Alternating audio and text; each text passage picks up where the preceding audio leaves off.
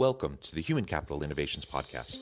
We're your source for personal, professional, and organizational growth and development, where we share original research, explore industry trends, and interview executives and thought leaders from across the globe. We hope you join us often for practitioner-oriented content around all things related to leadership, HR, talent management, organizational development, and change management. Maximize your personal and organizational potential with Human Capital Innovations Podcast. Do you enjoy the Human Capital Innovations Podcast? Please subscribe, leave a review, comment, share, and consider supporting the podcast on Patreon, even at the producer and sponsorship levels.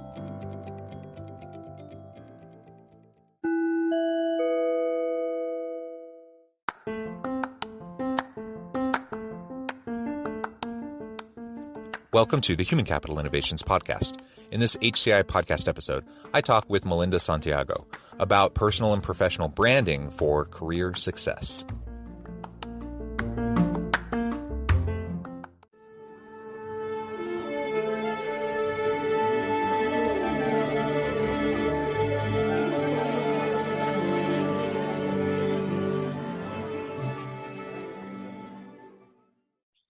Melinda Santiago, welcome to the Human Capital Innovations Podcast. Thank you, John. Good to be here. It is a pleasure to be with you. I'm super excited to have this conversation. We tried this morning, things, life happened. We had to push it back and reschedule for this afternoon. I'm thrilled that we're still able to have the chance to chat. And today we're going to be talking about personal and professional branding, generally speaking, but also specifically within the entertainment industry, as that's your area of specialty.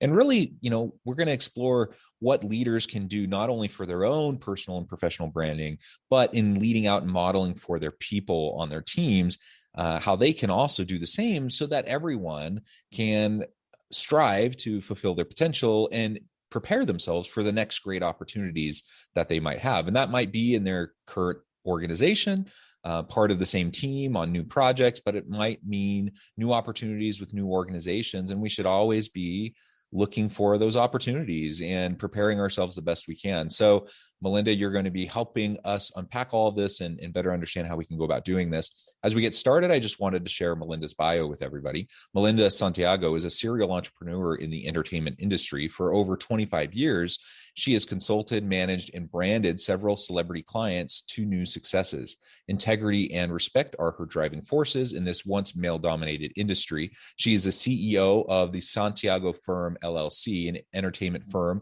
and also an umbrella for Santiago Productions LLC, a film and television production company, where she is the president and executive producer. The newest division created under Santiago Firm umbrella is S Firm Publishing. And I'll let you tell us a little bit more about that, Melinda, but is there anything else you would like to share with listeners by way of your background or personal context before we dive on in further? Yeah, I was in the corporate world for a long time, business development, department head of operations. So I have a lot of corporate background as well, navigating through teams, which kind of threw me into a space of entrepreneurship. So there's a lot of corporate sides of me that I've learned along the way. Yeah, and being a serial entrepreneur is not for the faint of heart. And of course, knowing how to navigate in a corporate setting is really important. So you bring both of those elements to the table. I think that's fantastic. Why don't you tell us just a little bit as we get started about your various companies, the Santiago Firm, Santiago Productions, and S Firm Publishing, why you got into those areas, what you're trying to accomplish with them, and then we can start to zoom out a little bit and talk more generally about how individuals can go about personal and professional branding. Okay, perfect. Well, Santiago Firm LLC started out pretty much, I would just run into celebrities, athletes very organically. I'd be out at a park or at a grocery store and conversations just strike up. And I'm a people person, I'm an extrovert. So, and sometimes I didn't know who these celebrities were. So it kind of made it more fun because they expected to be and I'm like, okay, so what are you? And we just had these conversations. So that grew to build some very good, strong relationships. Anytime they come to the city, they would call me. Hey, Melinda, I need to get something done. Can you kind of connect me with someone in your city? Or I'm about to go travel here. so I kind of became like the plug, like a concierge, like hey, call Melinda, she'll get you whatever you need. So I kind of put them together, and I would start creating different relationships outside of the norm with, you know, they would end up building businesses and building things outside. It's because Melinda came in the conduit of it. I was working corporate America and kind of doing this on the side, concierge and playing around with it. And I got fired from a job, which I've never been fired before. And that's when I realized, okay, I'm gonna step out on my own. And people were just constantly calling me, utilizing my conversations, advice. Melinda, what do you think? You know, well, let's try this. I'm super creative. So I started creating ideas and different branding opportunities for people. I didn't charge them at the time because I just wanted to help friends. And then people was like, no, Melinda, you deserve this. So they just started paying me. And I'm like, no, I can make this a job. Okay, great. You know? So then I started getting a hold of clients who just were calling me up and, hey, Melinda, I heard about you. I'd love to know a little bit more about what you do. Then organic conversations again started and became, all right, let's go ahead and put you on contract and let's see what we can make happen for you. And through their successes, people started noticing like, wow, how did you take this and make that with no money, just, you know, proper execution and relationships. And when people start following that, then they start to say, oh, you're a doer. Okay, we like doers. And from that, I started kind of journaling into the TV film side, because being in Atlanta, there's a lot of opportunity here. So I just started kind of just being on set, just kind of finding my way around, navigating around locations and gripping and slating, and however Melinda was needed. Hey, Melinda, can you grab the crafting table and can you go find us a caterer? So I became just a, how can I help in the TV spot? Even though I'm a CEO over here, I had to understand, like, I'm starting a new venture, so I got to start from the bottom and learn it all the way from the bottom. And people just liked the work ethic that I carried. And then I said, okay, TV film. So I started writing, executive producing, started writing treatments for videos for clients, and the concepts were really nice, and they started getting picked up and noticed. So then I ran across a very good guy named Leon Cosby III, who started following me on social media, and he came in and honed in on me and said, I want to be a part of the Melinda Santiago business, but I want to see you evolve some more. What about book publishing? And I'm like, I don't know the first thing about book publishing. I like to write because I used to write in high school and English lit. That was my favorite subject, but I didn't know anything about the literary world. So he started kind of putting things to play for me and started creating that lane for our clients to now expand their brand even further in books. So then we started the S from Publishing company. And then I had to be the first kind of guinea pig, and I wrote my own book through the pandemic, and it's been doing really well. And it's not to do how to, it's not to be a most effective CEO. It's a nonfiction, it's a fiction romantic comedy that I wrote a script for Kevin Hart. So things are just evolving, right? But I'm taking step by step to see how everything kind of plays along with one another, so clients have different outlets to go amongst one entity. So then basically now the goal is with the books, turning the books that we publish now into movies. So everything goes and filtered through the Santiago Productions. So it's been a lot of fun. It's been a lot of learning. It's been a lot of hiccups, but it's navigating through this space. And the beautiful part about entrepreneurship is, as long as you're effective and you work, I think, with integrity, you can make anything kind of happen how you want to happen. And you don't have to kind of stay to the norm. I think that's the beautiful part about entrepreneurship. You kind of make it your own and be as inventive as you want, be as wild as you want. Somebody's going to relate to you. And when you tap into that relatability, that's when you can, okay, then how do you get to the next, how do you get them to relate to you? What's the common denominator now over here in the next form of group or something that you may not have or be in touch with? And then you start forming those relationships, and it just grows, and it's fun. It's fun when you really love what you do. I really resonate a lot with what you're saying. Not that I'm in the personal and professional branding business or in the entertainment industry at all, because I'm not. But the entrepreneurial spirit is something that has always resonated with me. And I'm an academic. I'm a professor.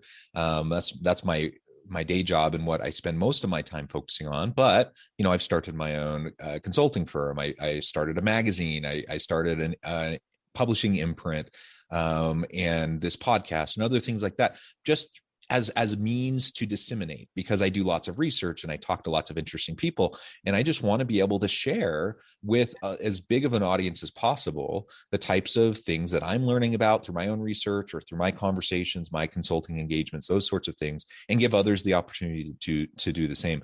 And so a lot of that, it seems to overlap with the kind of things that you're talking about.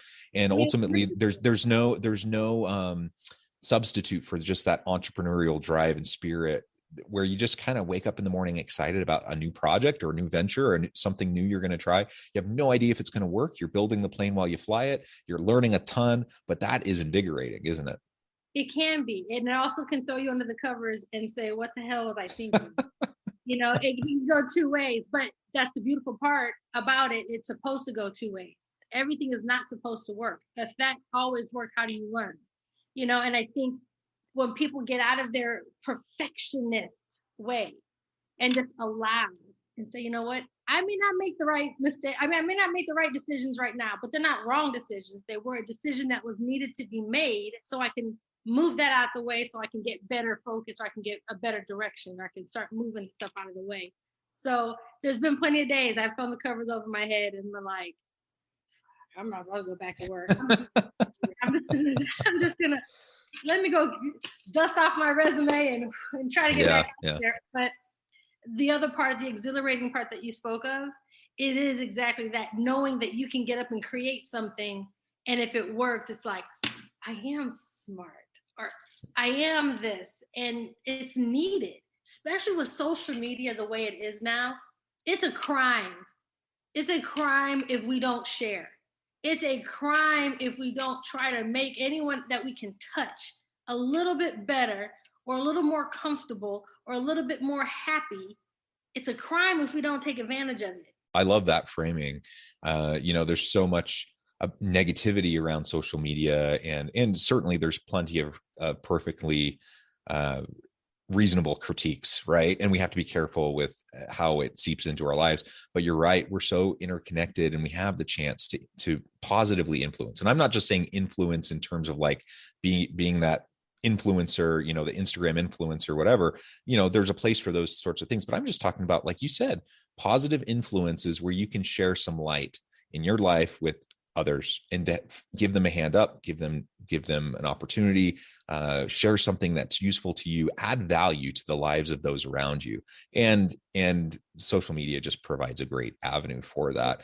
And that, that connects back to, and I would suspect as we talk about personal and professional branding, you'll connect it back to what you just said, because it's one thing to just be, like a fashion influencer on Instagram. It's another thing to be, a professional thought leader influencer, someone who's adding value to the lives of those around you. So let's start to talk about that a little bit. What are some of the things that you do with clients, and how do you think about how we can better practice personal and professional branding in this day and age of all these platforms? And it seems like every year or so there's a brand new one that takes off. How do we navigate all of that? How do we do it in a way that's authentic, where I'm an introvert, so I want to be able to add value to the lives of those around me, and I want to have a strong personal and professional brand, but I also don't want to come across as though I'm just bragging all the time, or that I'm just like, hey, look at me, I'm so special. Or, and certainly my life is complex and messy, and there are good things and bad things, and hard days and good days. And like, I don't want to portray like this rose-colored kind of version of a life that's certainly more messy than that. How do we navigate all of that, so that we can share things that are of value to other people without, getting stuck, being worried about, the self-promotional piece that, people often are concerned about? Right. That's a good question, because we do get looked at is if we're trying to brag at times. And sometimes it's no, I'm really just trying to tell you it can be done. So how I navigate through that piece is when I talk to my clients, I no longer talk at my clients. I talk to them.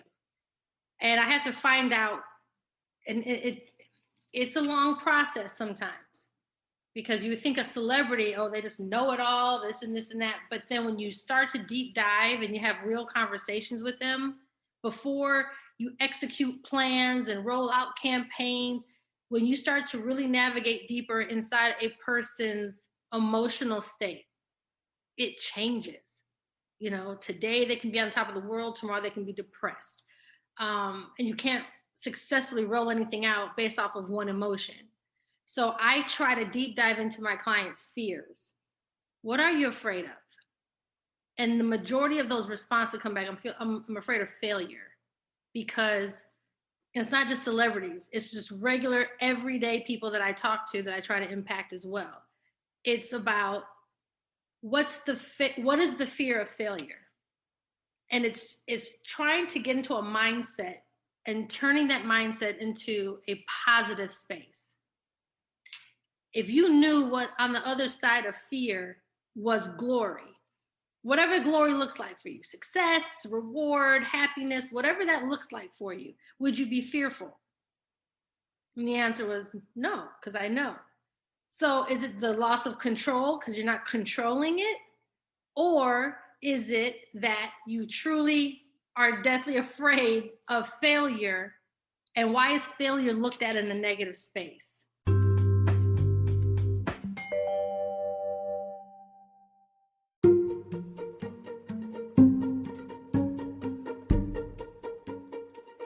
Welcome to the Human Capital Innovations Academy. Courses, micro-credentials, and certificates to upskill and reskill for the future of work.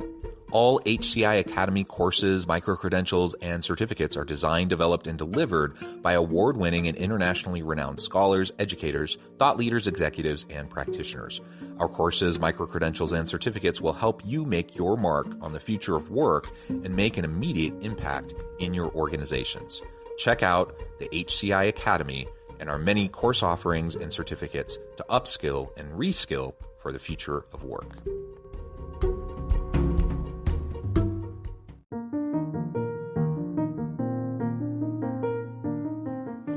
Check out our new weekly LinkedIn newsletter, Alchemizing Human Capital, exploring industry trends via original research and interviews with executives and thought leaders from across the globe. We look forward to having you join us.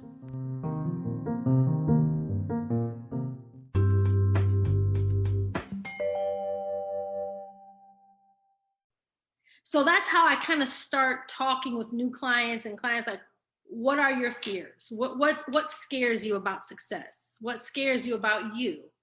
I find that my more humble, introverted people, you can't talk about yourself. You just don't know how to find the words, because again, we come off as we're feeling like we're bragging. But if we're celebrating yourself, and I suffered from the same thing. I let other people speak on my behalf. I'm like, I'm just here. But sometimes you have to be okay with celebrating your wins. And the way we navigate through that is simply just putting out there, hey guys, help support this cause. It's all about how the words are used. You know, I am thankful and I am grateful to be a part of this academic. I'm grateful and thankful because now you're still positioning yourself in that accolade without coming across as, you know, conceited or anal or pompous. You say, I'm ecstatic. You know, it's been a long time. And I think what people love nowadays, especially with social media, is the authenticity. People love to hear the stories because you just didn't show up one day and have $1 million. No, the backstory was you were homeless 10 years ago and you just came up with a great idea and you were consistent with it. So it's the sharing part now that's important. It's the backstory sharing. And I think when people fall in love with you and your story, they become now more open. They become fans of yours, not your accolades. And I think that's the part when you get to hey, I'm just thankful that you guys are here. I'm thankful for this interview. I'm thankful that every piece of this plays a part in my everyday growth. And I don't know everything, and I keep learning every day. And that's what I talk with my clients about. And that's where I get into a space of they feel good about the small wins. They no longer are scared. They can almost embrace the crazy stuff that happens to them. And I said, you have to be able to laugh at yourself. You have to be able to, oh my God, I totally screwed up that one. And have people join you in laughing at yourself, not laughing at you, but laughing with you. So it's really, to me, to go back to the answer, I have to go in deep dive with an emotional connection first and having them tap into self. And once we figure out that part, I don't care about the bells and whistles. That will come when it's supposed to come, and it will be given to you and however you need to be received. But emotionally, let's get you there so you're satisfied, you're not uncomfortable, and when you're not uncomfortable, you're able to execute freer, if that makes sense. Yeah, absolutely. And, part of it, I think, is imposter syndrome that a lot of people face. So feeling like, do I really have anything to add? If I share this with other people, I'm going to be found out. People are going to realize that I don't know what I'm talking about or whatever. And the wonderful thing about authenticity is not only is it more real, people resonate with it more, right? But it also allows you to kind of sidestep imposter syndrome, because you don't have to pretend. Like, you don't have to pretend like you have it all figured out. You don't have to pretend like everything's roses all the time, unicorns and rainbows. Like, everyone knows everyone's life is messy and everyone has ups and downs, and just own it and be real, but still look for the value that you have to add. It's okay to admit that you're building the plane while you fly it. It's okay to lean into the iterations, right? Because that's what learning and growth is. And so if I just frame up, say, an entrepreneurial endeavor or some new initiative, some new project, and I say, you know what, I don't really know what I'm doing, but I'm going to try this out. I'm going to experiment, and some things are going to work and some things aren't. I'm going to learn and I'm going to grow, and I'm going to share my learnings with other people in a way that hopefully will benefit them. And so they don't have to relearn to go through all the school of hard knocks the way I just did. And people will appreciate that. People will appreciate having, that authentic value add to their life in their desire to learn and grow themselves. And there were so many things that I've tried over the last couple of years that I never would have done. I mean, I'm in that way, I'm thankful for the pandemic, because it kind of caused me to do a bit of a mental reset and say, hey, why not? Why can't I try some of these things? And you know what? Some of them have worked, some of them haven't. I've learned a ton of things over the course of the last couple of years. And I still continue to do my academic stuff, my professor stuff, and those things are great. And I'm going to always do those. But there's been other things that have helped to reinvigorate and re-enliven, my life and what I'm doing, and given me the opportunity to add value to other people. And I don't need to be shy about that.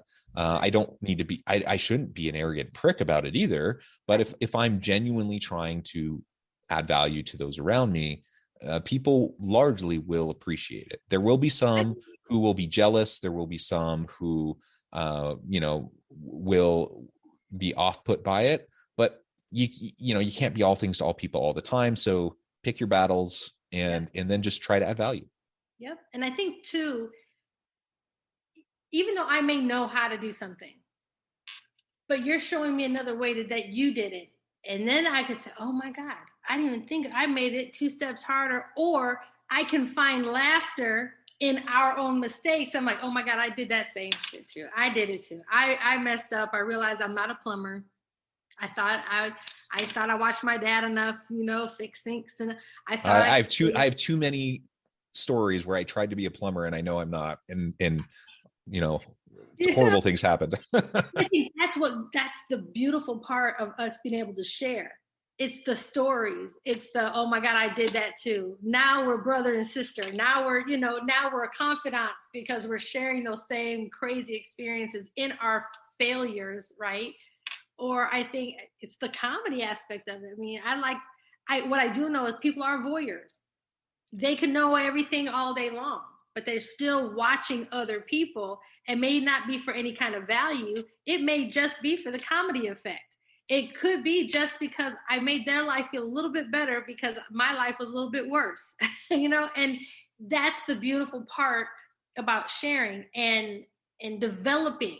So with my clients, I always tell them, how are we reacting and how are we engaging with your fans? I understand your level is right here. It doesn't mean you can only talk to your level here. Let's talk to the people about how to get them to where you feel. And it's not about being at the level, it's the feeling of whatever level they're at, but it's encompassing that good feeling. So that's all a part of branding, because you'll see someone who is, how can I say it, robotic. And then you can see the person who is saying the very same thing, but feel it because they know, or they don't know. And they say, you know what, I don't know what this water tastes like, but I'm going to taste it real quick and throw it out like, that's just not for me. Too much alkaline, who knows? But that could be funny that this person doesn't resonate with. And like you said, we are not going to be everything for everybody. Yeah. Yeah. And maybe the last thing just to note before we wrap up for today, and that is, it's important for all of us to take ownership over our own career development. Ideally, we will work for organizations that will invest in us and try to prepare us for the next steps, for the next opportunities. Or if we're running our own organizations, hopefully we are creating that kind of an atmosphere for our people, but we can't necessarily expect that. So like I need to own my own personal and professional branding. I need to own my own career trajectory, my own opportunities, and I can't outsource that. I can't expect anyone else to do it for me, even though it would make sense for organizations to help their people with it. It's not always going to happen. So with that said, as a caveat, I need to own it. Now think as leaders, think about what you can do to help your people on your team. First, model for them what personal and professional branding looks like and how they can do it effectively and how they can leverage it so they are prepared for future opportunities. And then, help them through your coaching sessions, mentoring, through one-on-ones and performance conversations. And all of those are opportunities for you to hit home with your people the importance for them to be looking for their next step in their career. And I think a lot of leaders are hesitant to do that because, especially right now, it's hard to find good people. And why would I try to encourage my team to leave, to leave, right? to fly out of the nest. And you know what? If you don't do that, what's going to happen? You're going to end up stuck with a whole bunch of people who once were great and over time have become disengaged and don't really care as much. And they're still going to leave, but it's going to be under worse circumstances. The reality is people leave, people come, they go, people have messy lives. And for 1,000 reasons, people might choose to leave. So it's so much better to just show your people that you care about them, that you're going to invest in them, that you want them to be successful. You're not communicating to them, I want you to leave. It's just that I value you. I know you have so much potential. I want to help you leverage that potential. And if that means you can stay with us and do it, wonderful. And if that means you have to leave to do it somewhere else, I'm going to do everything I can to help you get there. And if we can share that message with people, they're going to be energized, they're going to be engaged, they're going to be committed. And the irony is they're probably more likely to stay in that environment than the other way around. And the funny part about it, here goes that fear. You said, if I allow them to spread their wings, they're going to leave me. Well, the actual opposite happens. I put people in position and I put people into environments that they can learn and create and spread their wings. And we kind of just dive in to see what their love is. All right, now let's take that love and manifest it into monetization, right? How can we take that love and turn it into something that you can make money from? And I found that those that I've done that with, they've went on to write. I've taken at-home moms off of Twitter that didn't have any direction for their life, and I had them work with me, and then they end up being writers for food magazines because they liked wine and stuff. So I got them over into writing for magazines. I've gotten people from being afraid to be in front of a camera to starting their own podcasts. And for me, they never left me. They're still here. But now the beautiful part is they've been positioned out there. So now if I need the extra help, the first person that they're going to lean back to and say, hey, is Melinda. Melinda, what do you need? And that's the beautiful part of it, because it's really the opposite effect of what people think. And an effective leader never keeps a caged bird. They just never do. An effective leader teaches and pushes on, go, leads, push on, because their circle of life comes back. The next person goes up and needs somebody, guess what they're going to do? They're going to refer a new person to me that emulates them, and I'm going to continue to teach and move. And next thing I know, I have a soldier. I have an army that's for me, because I looked at that and I'm like, wow, I've helped all you guys go and I'm so proud of you. I think that's the beautiful part of being a leader. It's being unselfish, but being selfless. Yeah. And the irony again is when you're selfless, you tend to have better outcomes for yourself. And so if the best surefire way for you to look good as a leader is to not focus on yourself, focus on the people around you and invest in them, and it will come back in spades. And it's all about abundance versus scarcity. It's all about growth versus fixed mindset. If we can have that abundance and growth kind of mentality and really infuse that in our team and help everyone to just lean into their most greatest potential, then great outcomes for everyone all the way around. Absolutely. When I was in the corporate world, the team set for me, because I did a lot of team building exercises. I put introverts in one corner, extroverts in another corner. I put passive and aggressives, and I taught them how to interact with one another to really create a good team. Passives don't like aggressives. Introverts have a problem with extroverts. Well, they're just too impatient. They're just always talking. They're this and that. So we had to find that middle ground. So with the teams that I used to build in the corporate world, which I have expand more out here in the entrepreneur world, but in corporate, I would have them lean on each other. And then once they understood each other, boy, that work day went by so much faster and so much easier. And they enjoyed coming into work to a point where we were open on holidays. All my staff, everybody, all the other staff would try to go home. My staff was showing up because I had to stay. They would all show up and work with me until everything got done. And my superiors were like, what are you doing? Are you paying them more? I'm like, no, they just enjoy coming to work for someone who actually cares about them. Yeah. And that is what's important. It is. Melinda, this has just been such a fun conversation. There's been a lot that we've explored together today. Before we wrap up, though, for today, I wanted to give you a chance to share with listeners how they can connect with you, find out more about your work, your team, and then give us the final word on the topic for today. Perfect. Well, Melinda Santiago, across the board. I believe my name is important. The branding, right? So Santiago Firm. If you use Instagram, you can hashtag SFirm. But everything across the board is at Melinda Santiago. Email is info@the Santiago Firm. If you're interested in writing a book, info@sfirmpublishing.com. I wrote a book myself, so I'm gonna have to do a shameless plug right here, because that's the branding part of it. Till Death Do Us Unpart. It's a really good read. It's an easy read. It's in hardback, physical, and I'm getting ready to do audio. But it's on Amazon, Walmart, everywhere books are sold.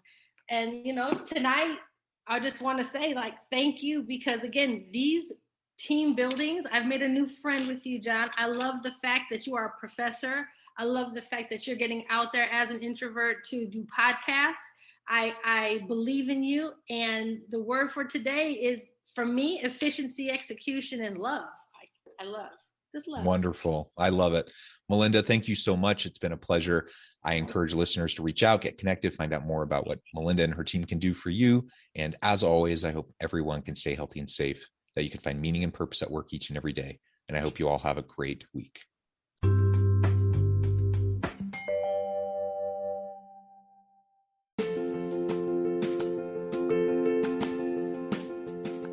Bluer Than Indigo Leadership, the journey of becoming a truly remarkable leader. Early in my adult life, I learned about an Asian proverb that translates as bluer than indigo. If you think about the color indigo, it is a brilliant, deep, and vibrant blue, what some would call the bluest of blues. To have something that is bluer than indigo is rare and truly remarkable. Contrary to popular myth, there is no one-size-fits-all or cookie-cutter approach to effective leadership. There is no silver bullet, no secret sauce, no go-to model that will solve all of your problems. The truth is, great leaders have all had their unique strengths and flaws, and have all had to discover and then pave their own distinctive path in their life's journey to fulfill their leadership potential. Bluer Than Indigo Leadership will help you discover your own path and explore those ordinary, everyday actions that will help you respond to an uncertain future and produce extraordinary results for your individuals, teams, and organizations.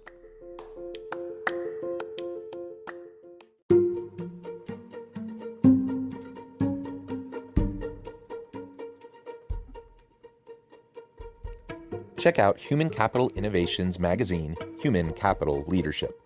Human Capital Leadership is a free, interactive e-magazine with the mission to help individuals, leaders, and organizations find innovative approaches to maximize their human capital potential. We publish issues quarterly in August, November, February, and May. Take a look at the latest issue and let us know what you think.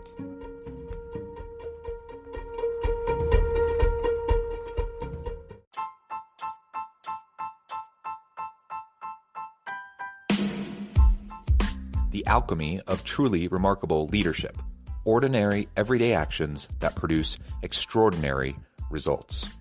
Consider how the nature of work has shifted over the past 50 years. With increased globalization, rapid technological advancement, and the shift in economic composition, the average job of today looks very different than the average job of 50 years ago. What will the jobs and organizations of tomorrow look like? Moreover, what does this all mean for organizational leaders? What are the core competencies and capabilities of organizations and their leadership that are prepared for continued disruption and geopolitical and socioeconomic shifts? Regardless of what the future holds, increasingly, leaders need to be socially minded, data-driven, decisive, champions of talent, and disruptors of the traditional notions of leadership, teams, organizations, and work. The alchemy of truly remarkable leadership will help you to explore your own leadership competencies and capabilities and consider ways to apply and implement them into your workplace and personal life.